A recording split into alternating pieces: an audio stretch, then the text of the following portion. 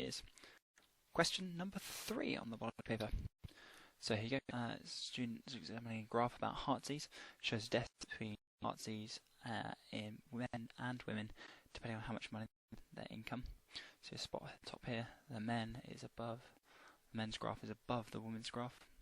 Here the income has no numbers on, but just separates them out into low, middle and high income. Question here, question A, makes following conclusions.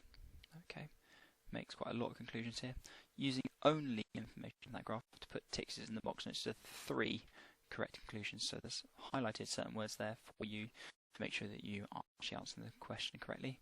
So correct conclusions. So let's go through them one by one and see whether they're likely to be true or not. Okay, so with a very low income, women are certain to get heart disease. That means 100%, so they will get heart disease. Well, it doesn't say that there's a 100% chance, it just says there's a high chance of death from heart disease. So we can say that that one's definitely wrong. Okay, let's have a look at the next one. In women, each time the income is halved, the risk of heart disease is double. Well, again, they've put no numbers on, so it's very difficult to say about halving or doubling any risks or any income factors here. So that's going to be incorrect. Okay, let's have a look at the graphs. Men are more at risk of heart disease than women. Well, we tell that because the men's graph is higher up than the women's graph. That one's definitely correct. Let's have a look at this then. With a high income, women are more at risk of heart disease than men. So at high income, this end, are women more at risk than men? Well, no, because the men's graph, even at high income, is still further up than the women's one. So that's not correct. Okay. There are other risk factors for heart disease apart from income.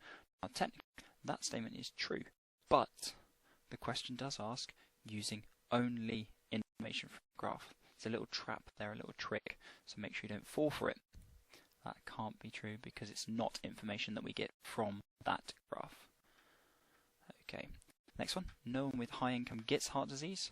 Well, that's not true because with high income, the graph doesn't drop down to 0, it doesn't drop all the way down to the bottom, so that's not true. Now, if we're counting so far, we should go, right, we've got 3 correct answers, so we're hoping that these last 2 should be true. So for men, the lower the income, the greater the risk of heart disease. So as we go from high down to low income, the men's graph raises up. There's a higher risk of heart disease the lower the income, and that is true. And from middle to high income, the risk for women remains unchanged. So here's the women's graph. Middle income around here, high income around here. That graph doesn't get any shallower or any lower. So the risk there does remain unchanged. 3 correct answers. We've completed that section. We should be fairly happy. Okay, to the next question. So, question says, which beginning A, B, or D end 1, 2, 3, or 4 of a sentence when put together gives the best conclusion? Now there's lots of combinations of sentences here, but we want the best conclusion. So, an outcome exists between a fact and a correlation. Now that starter doesn't actually make much sense.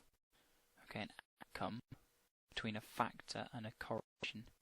Okay, if we were going to make that make sense, we'd say a correlation might exist between a factor and an outcome. So we can ignore A. A is definitely wrong. Okay, let's have a look at section B. The study needs to be repeated. Well, do any of these endings make sense for that? The study needs to be repeated and proves the factor of a causal link. No. The study needs to be repeated and this needs to be peer reviewed by other scientists. That might be something, but look at that. The study needs to be repeated and includes the greatest number of people involved. That doesn't make sense. The study needs to be repeated, but it does not always lead to it.